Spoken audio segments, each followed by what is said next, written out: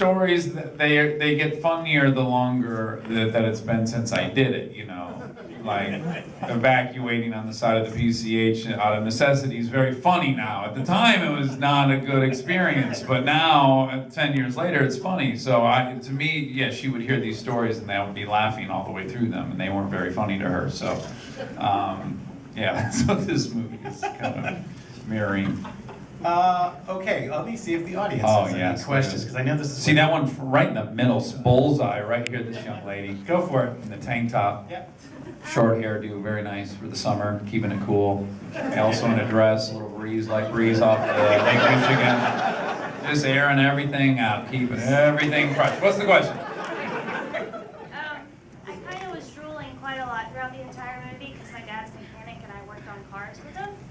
So I was really wondering, did you just drag race a lot, or did you have a stunt coordinator that actually did some of the stunts, or did you do everything by yourself? Yes, I'm from Detroit, across the Lake Michigan here. So I am white trash, and I grew up in high school. I raced a Mustang GT that I had rebuilt the engine on, and almost lost my license several times. And then as I started working as an actor and I could afford more shit, I bought all the shit I could afford and then some. And so, yeah, I race motorcycles on the track, I race the off-road race car, and I do road course stuff. And so, yeah, I did 100% of the driving, of my driving in the movie. I don't know if anyone's impressed in here, but if you are, go ahead and let me hear. Yeah. Great question. That's my sister. Yeah, right here. Oh, by the way, my little sister was really in the movie. That was her first acting role ever. The little cop with the big, tall, redheaded cop was my little. Yes, wasn't she great? Yeah, she made me so proud and happy. Sorry, there was a hand up here. Yeah. Just, if the Lincoln and the race car are yours, were the vet and the caddy like enterprise rent cars or something? Yeah, $70 a day. We had to really watch the miles. Returned it with bald tires and on E. It was on the deal with it. No, while in Detroit, I worked for GM from 14 years old to 28 years old, and I have a good relationship with them, and I called them and said, hey, can you help me out? And God bless them, they did, and they gave us a shitload of sweet cars, and that if you're not a car person, that Cadillac station wagon is actually the fastest car that was on screen. That is a monster 550 horsepower grocery getter. It's a boner inducer. Yeah, and then the Corvette was cool too, and then just, you know, all the cars that are driving around, they lent us, so without them we couldn't have made this movie. Anyone else? USA. Yeah. Was Tom Arnold a hard get? Like, I haven't seen him in a while. So was... Well, what you just said contradicted itself. If you don't see an actor in a while, that means they're probably pretty easy to get. But Like backwards itself. no, wait, no, but let's start. What was it? I thought he was doing the whole, you know, like, responsible politician thing. Oh, you think he's ran for some kind of public office? No, he's heavily involved in politics these days, from what I Oh. read in his interviews. Well, I met Tom Arnold on an episode of Punk'd 9 years ago, and we had all kinds of guest stars on Punk'd, and he was the only person that ever made me like, I literally couldn't be in scenes with him. I'd have to walk into the other room and laugh. He did, for whatever reason, he just has my number, and I was his best man in his wedding that he didn't write vows for until 30 seconds before we walked down the aisle together. Like, he's very scatterbrained and very vulnerable, and he gets embarrassed easy, and it's so funny. And so, you know, I wrote the role for him, and I feel like I made him do the thing I think is most endearing and funny about him, is anytime he's feeling a little like his back's against the wall, the best side of him comes out. So, yeah, he was heartbreaking. I loved him. Yeah, wasn't he the greatest? It's so fun to see him so good, isn't it? It's like True Lies. I hope to God he gets like 1,000 more movies because he's so talented. Look at this gentleman, way deep back. You see him? He's got 2 fingers up. Maybe peace, maybe fuck you in England. I'm not sure which is which, but maybe he's only got 2 fingers and that's his whole hand up. I don't. Oh, okay, good. We got 10. I noticed that Kristen seemed to have a lot of fun when she was during some of the chase scenes. I was wondering if that was acting or if she's actually that badass. You know, funny enough, I didn't have to direct her all that much because she's like the most talented person in the movie. But I did have to say to her a couple times, because we would be shooting certain action sequences for like 8 hours straight. So by hour 4 of her doing a donut around this or that, she would like be glancing at a magazine she had like in between takes. She'd be like cheating like this, and I'd be like acting like, oh, he's behind us, and I'd look over and she was like nodding off. She is the best passenger in the world. Just a side story about her and I in real life. There's this legendary racetrack in Germany called the Nürburgring. It's like the best track in the world. It's 17 miles long through the forest. It's super scary. No one can ever learn every turn on the track. So we were in Germany. She was promoting that Vince Vaughn, local hero, couples retreat. And so we had a layover in Frankfurt, and I said, Mama, we have a layover. Can I extend our layover by 8 hours, and we'll go to the Nürburgring in our Porsche rental car? And she's like, yeah, okay, let's do that. So I rented a Porsche from Avis Rental Car for like $180 and drove it to this racetrack and it's open to the public on Sundays. I bought 4 laps. And she and I just drove around all Sunday afternoon, like 190. She was bored out of her mind, sending emails, not the least bit excited by the whole experience. So that was kind of her training for jumping through a barn door and over cars and stuff. Yeah, go for it. I noticed your girlfriend in Parenthood is same girl in the movie. Yes. Wife now. Now she's well, spoiler alert, if you didn't catch the last episode of season 3, I'm married to her now, yeah. But when we were shooting last summer, she was my ex-fiance in the show, and in this movie, she's my ex-fiance. Yeah. Little secret surprise for Parenthood fans. You're welcome. Look at this gal.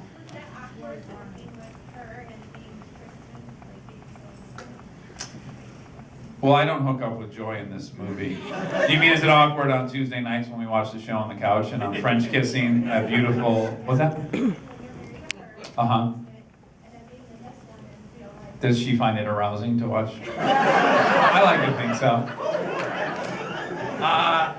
She knows Joy very well, and Joy's married, and her husband Dave is this Adonis, ex-Olympian stuntman, 6'7", beautiful brown skin, ripped. I don't think he's intimidated by this.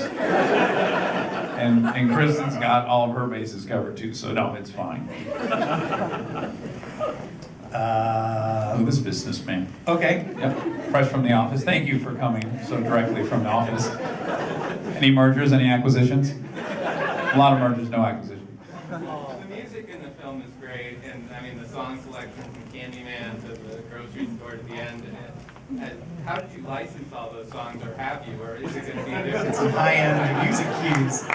Less easy to steal, yeah, music. You kind of have to pay for that. We got very, very lucky in that I was advised by a producer, Andrew Panay, in the movie. He said, you know what, put the songs you love in it, worry about the price later, we'll test it. If it tests high, maybe the studio that ended up buying it, Open Road, will just pay for it, and God bless them, they did. So I got like most of the songs I wanted, and yeah, I have this like modestly budget movie that's got Aerosmith and Jimi Hendrix and The Who, so it's pretty great. Well, I have a question. Why are naked 80-year-olds funny? Well, the shape of their bodies, kind of intrinsically funny.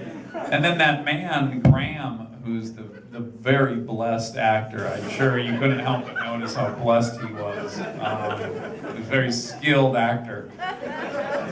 When you discover something like that, I had only planned on those people working one day, and then when I saw Graham, I said, I need to shoot between your legs tomorrow. Can you come back? And he said, absolutely. And those people, I've been asked a lot how we got them, and that they answered a Craigslist ad.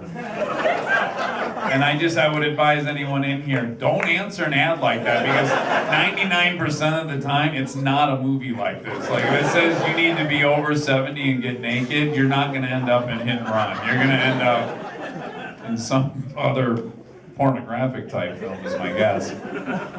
But they were, and the other funny thing is, so these 6 people answered this Craigslist ad, and we assumed, well, 2 will definitely not show up. They're going to pull no shows. Let's book all 6. Well, damned if these seniors didn't get there an hour early for work. ready to party. So we said, to hell with it, let's throw all 6 in there and make this a real mixer. And I will say too, you know, that scene's, it's not raunchy, it's oddly kind of life-affirming. Like one of them's doing a crossword puzzle, the other one's mixing cocktails. Like it's just very relaxing and seems very positive in there. You know, no one's jealous. It seems really on the up and up. If that's my life at 75, sign me up. And I presumably stole one of those seniors' Corvettes. One of those guys was driving like a Corvette. Let's go right here. Oh, so I noticed Bradley Cooper, and I just wanted, what made you guys give him like dreadlocks? And he usually goes for like a very suave, like very sex machine look. Yeah. Non-prison rape. You know, Bradley did me a huge favor by being in this movie. We're really good friends, and he called me and said, "Hey, I have an idea of, you know, there's this guy in Venice I live by who's got like these long dreadlocks, a white dude with red track suits, and I want to look like him." And I was like, "If you show up for work, man, you can look like a circus clown. I don't care. Just please show up." And I ended up loving the look, and I think it adds like something really fun to the movie. And I just know that when I was younger, and like I loved seeing actors I liked doing crazy. Like I loved when Brad Pitt was in True Romance, is like long hippie-ish, you know. Like I liked all those little turns actors did. So I think it's fun for kids who like love Cooper and women who want to bed him down. Back here, yes, this gal right here, yeah. Did you shoot most of it in Cali or any of it in the Midwest? It looked kind of familiar, some of the scenes. It was all California. It was? Oh, okay. I had written it to take place in Texas. I wanted to drive to Austin, Texas from like the Panhandle, and then we just couldn't afford to ship all the cars and put up all the actors and all that stuff. It became, also with I had such a small window between episodes of, or rather seasons of Parenthood, that it had to be in California. So we were like, this time last year we were in, you know, 110-degree heat up in California doing it. Anyone in the back? I don't We got a gal with a spotlight on us in her hand up. Can barely see you beyond the spotlight there. I just wanted, I know your wife loves slots, Uh-huh. and I saw the video, I thought it was really awesome. I have a hunch this isn't going to be about the movie, but please continue. Like, does she, like, really want a slot that bad? Like, you know, because I know she loves them, and I thought it was really cute that you got it for her birthday. It is a great video. Yeah, it really is. Does she want a sloth that bad? Well, no, ethically she would be opposed to owning a wild animal, but she does love them uncontrollably and inexplicably. But she watches videos of them 3 nights a week in bed. I catch her like finding, you know, videos of them just laying on the ground in Costa Rica, and she'll stare at that. So I found an animal wrangler in California who delivers animals to movies, and he happened to have one. And I had to adjust my homeowner's insurance for the day to have the little guy over and do all this shit. But yeah, he came over, and then you saw the video, and we had shown our friends because it was like one of the funniest videos I've ever seen. And then she was out of talk show stories and doing Ellen, and I said, you should bring that video in, it's pretty funny. And then, yeah, it has millions of views, and it's like a viral, it's probably more popular than this movie or it would be. Next question! Look at this guy's got a sweet hat on. Go for it. I'm actually wondering, was it part of the script where Tom Martin was like shooting at the truck or the minivan? Yes. Originally on the script, or just? Yeah. Yep, that was all written. I wish I had a super funny answer for that other than I typed it on a keyboard in a hotel room in Palm Springs and we shot it. Oh, yeah. All right, Bill right there. That's a great pick. Oh, wait, you know this gentleman by his first name? Where did you get the Stanford nonviolent doctorate detail? It seems to me this is like the 5th time I've heard that detail in a film. Oh, really? What are some of the other ones? I can't recall. I mean, I'm calling bullshit on this. No, I'm kidding, Bill. You're a critic. Please write nice stuff. Unless you hated it, then the movie's called Spider-Man. Write all you want. I looked up weird. I can't remember the exact search I did on Google, but for real, only one university offers that as a major. So that's actually, of the many things that aren't factual in the movie, that's one of them that is a little more factual.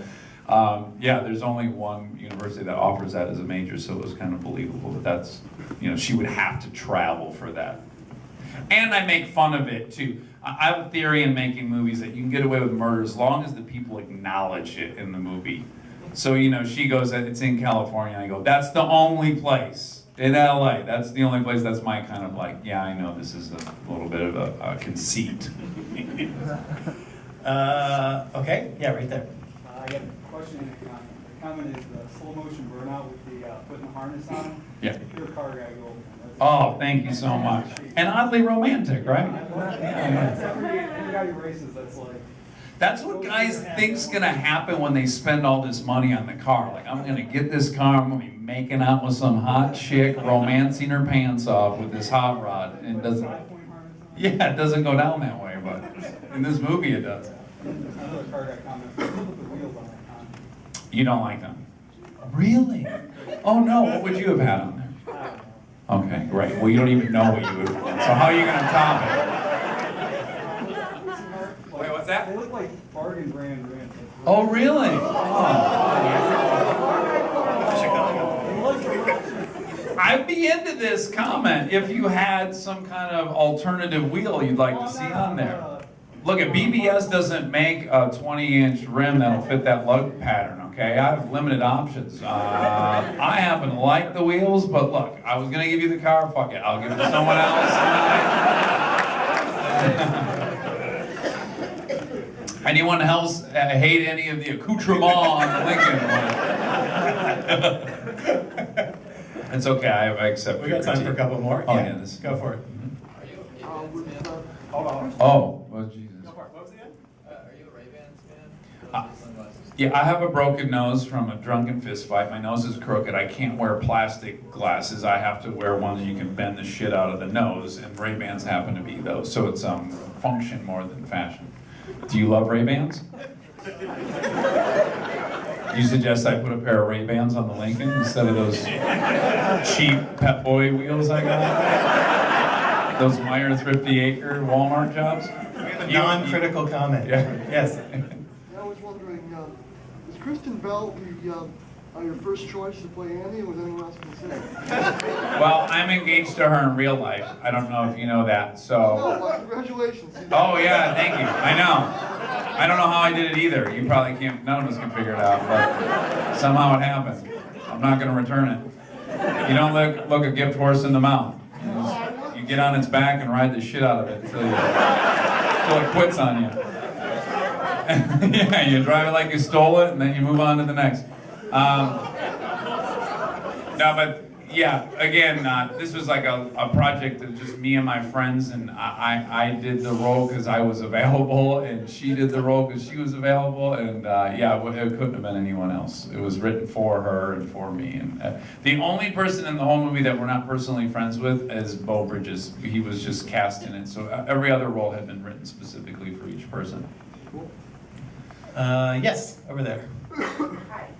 From a writing standpoint, why did your character not challenge Kristen on giving out pertinent information that she wasn't supposed to? Is considering the conflict they're having between like trust and honesty and so on and so forth. That was like a huge thing. Wait, what I was information? Very good, but I was sorry. That was all over the place. No, I like it. Oh, really? Okay. I'm scared of you and excited by you. No, why did your character not challenge?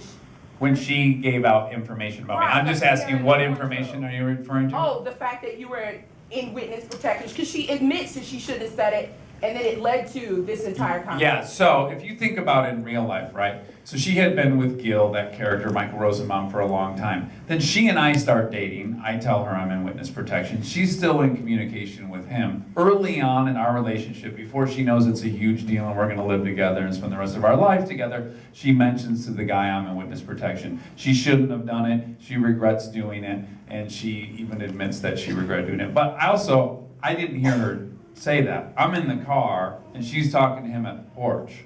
So I don't know that she's told him I'm in witness protection. So I can't be mad at her about something I don't know. You just got served. What's up? There is logic here. And he could have learned his real name just from the license. Well, he did learn this. He did, yeah. She didn't. She didn't end up giving him any really information other than he knew to look up that license plate. I mean, you could complain that it's very convenient. His brother's a cop. That's a legit complaint about this piece of shit Spider-Man. You shouldn't recommend it to anyone. This guy's had his hand up for a while back there. Maybe he's just scratching. Yep, you white shirt. Did it cost a lot to license Google and Facebook images on it? That stuff's free.